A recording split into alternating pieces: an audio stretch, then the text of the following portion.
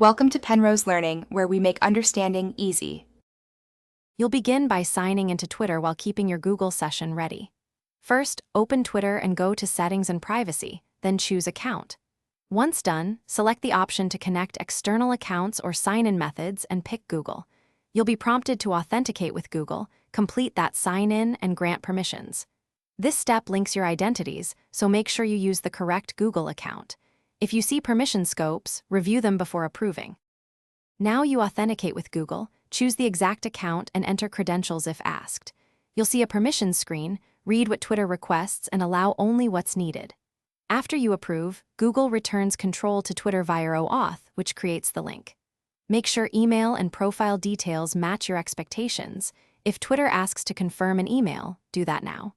Once the authorization completes, you'll get a confirmation within the app or browser, and the connection is active.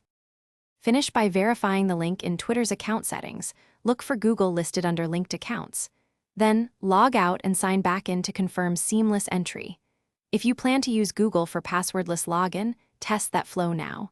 If something fails, revoke Twitter's access from Google's security settings and repeat the authorization. This resets tokens. Also, clear browser cache or try an incognito window.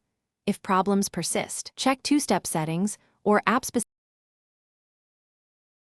Thanks for watching. If this was helpful, leave a like and consider subscribing. See you next time.